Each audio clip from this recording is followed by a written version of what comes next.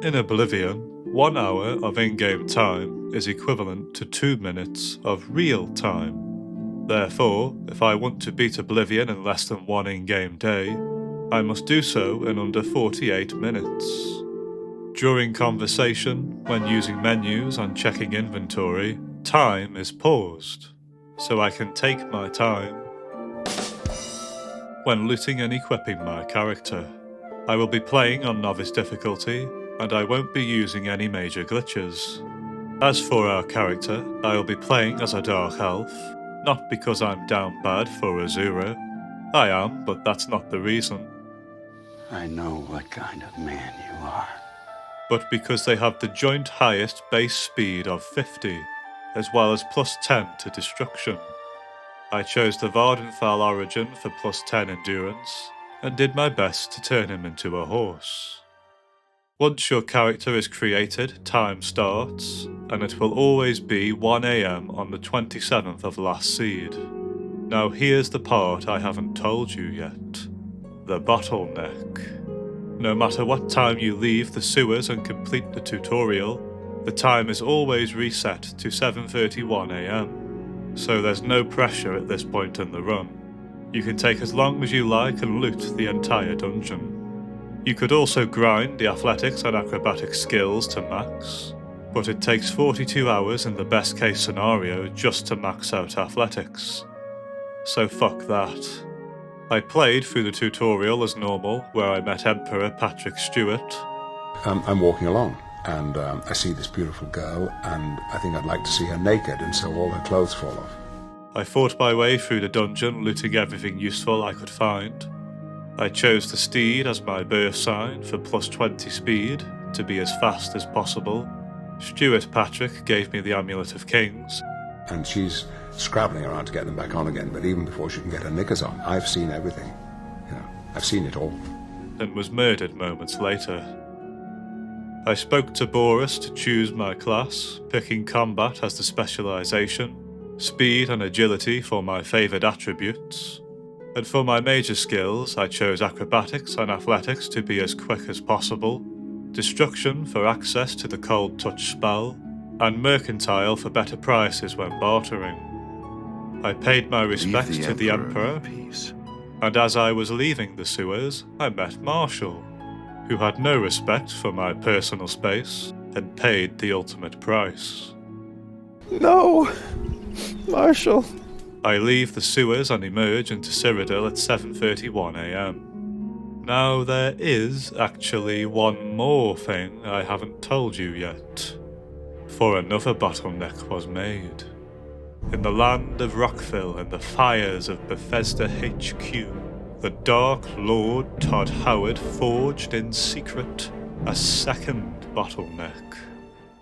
During the quest The Path of Dawn, the key to discovering the hidden shrine of Mehrunes Dagon can only be found on the tomb of Prince Camaril from 11:48 AM to 12:30 PM, which means you would have to go to Weynon Priory, close the gate at Kvatch, bring Martin to Cloud Ruler Temple, and ambush the meeting in the sewers with Boris in just under 5 in-game hours, which is impossible.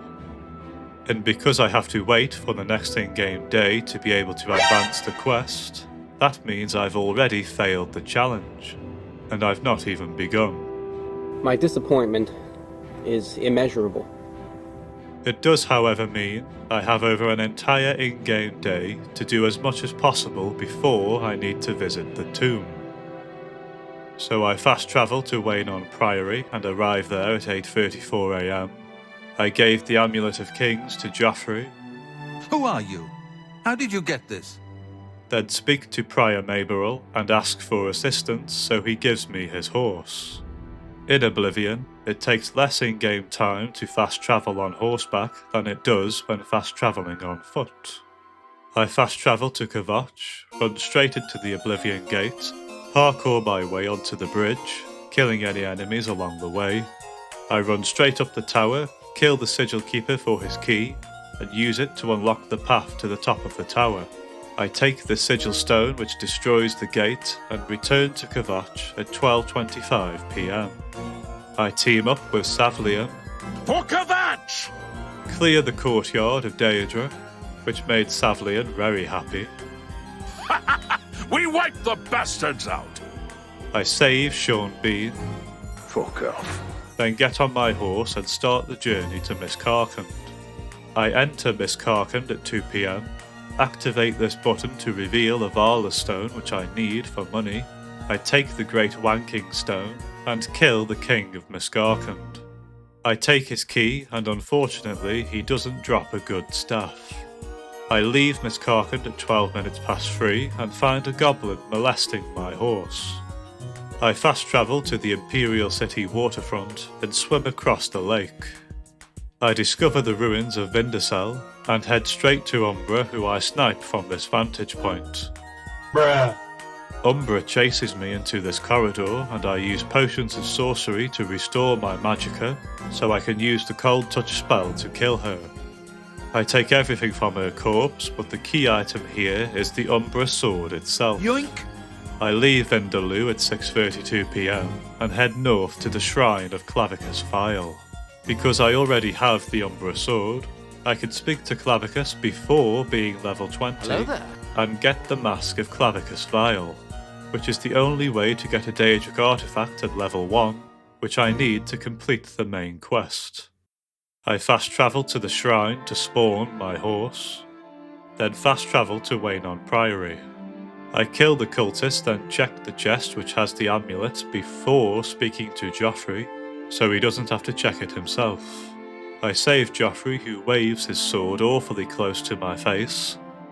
At 8:46 PM I fast travel to Cloud Ruler Temple.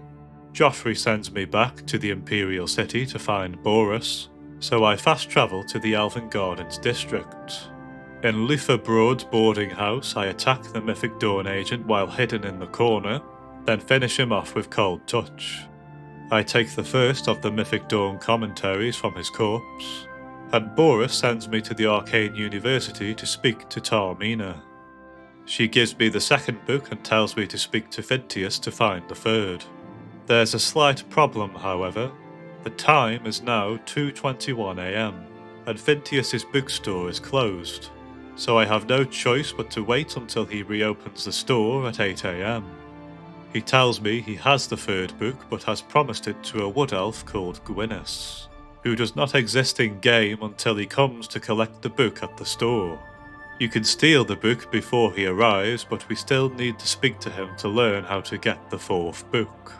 So as soon as Gwynnis arrives, I bully him into giving me the book, and telling me the location of a secret Mythic Dawn meeting in the sewers where I can get the fourth book. Before I go to the sewers, I go to Rindir's staffs, where I sell Umbra's armour and buy myself a staff of telekinesis. I then enter the Mystic Emporium and buy the telekinesis spell, both of which are surprise tools that will help us later. I return to Boris to tell him about the meeting, then run to Fafis Ulis's house, where I pick the lock to break inside. I lick the pock to his basement, then enter the sewers, which should spawn Boris next to you as you enter. Boris takes his place at the meeting, and as soon as the gate opens, I jump Raven Cameron and loot him for the fourth and final book. It's now 9:38 AM, and I've got more than enough time to reach the tomb.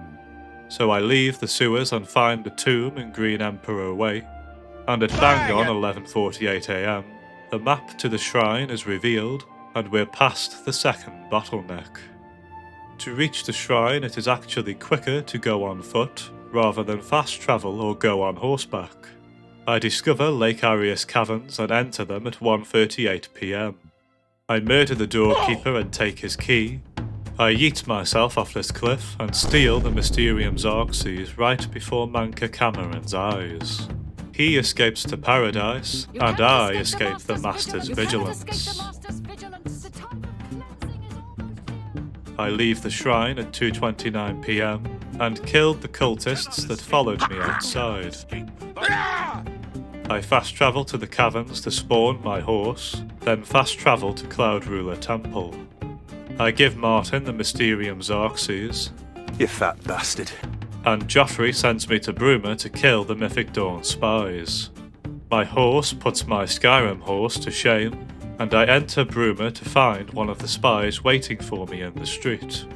I kill her and take her keys, then enter the basement in her house to find the Mythic Dawn's plans.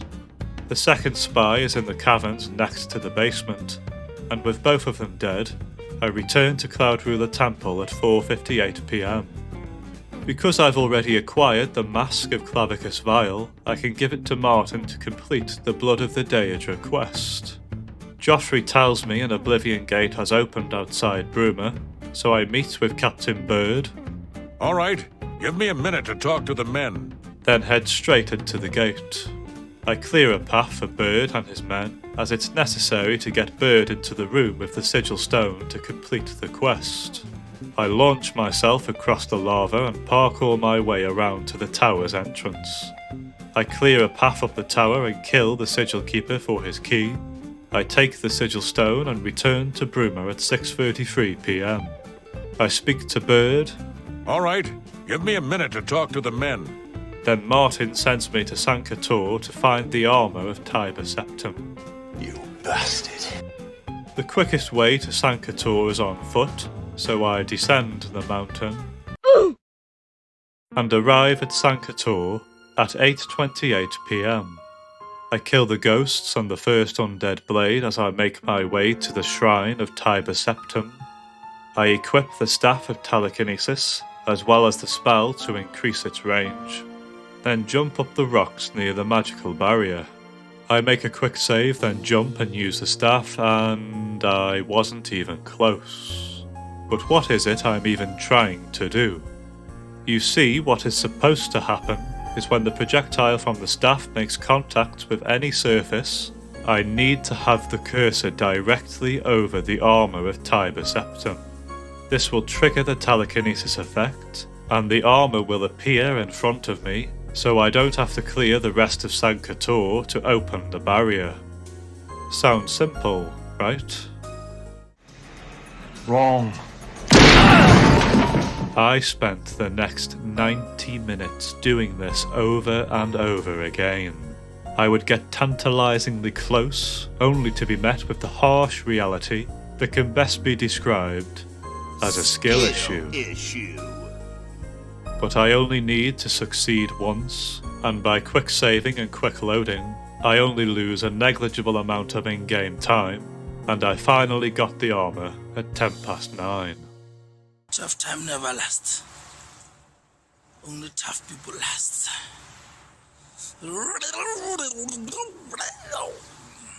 I leave Sancre Tor and immediately fast travel back to spawn my horse, then fast travel to Cloud Ruler Temple. I give Martin the armour and the Great Welkin Stone to complete the next two quests. Then Martin sends me to Bruma to inform the Countess of his plan to get a Great Sigil Stone. I speak to the Countess, then enter and exit the Chapel of Talos to skip the dialogue between her and Martin. All right, give me a minute to talk to the men. I do the same enter and exit trick at the gate to Bruma to move the NPCs outside. I park my horse close to the battlefield, and Martin gives a speech to the men. Do it for Yorkshire! As the smaller gates open, I kill the Dremora that spawn. It was time for Thomas to leave. He had seen everything. Until finally, the Great Gate opens, and I enter Oblivion at 1:36 AM. So much for sub 48 hours. I run across the bottom path, dodging the lava as I go, then jump up the rocks to reach the platform above. And that's when the attack comes, not from the front, but from the side. From the other two raptors, you didn't even know were there. I keep on jumping until I reach the entrance of the tower. I kill the sigil keeper for his key, use it to take the Great Sigil Stone and return to Bruma at 2:28 AM. I give Martin the stone, then fast travel to Cloud Ruler Temple.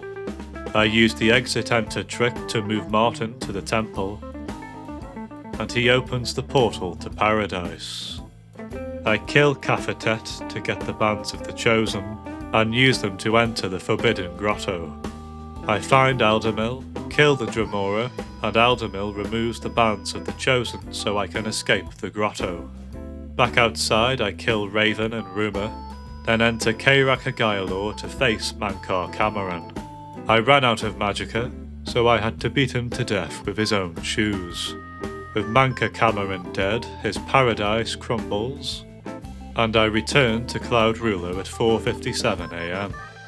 I give Martin the Amulet of Kings, fast travel to the Imperial City Palace, Chancellor Akoto names Martin as Emperor, the Daedra attack, but I run straight to the Temple District where I witness Mehrunes Dagon for myself.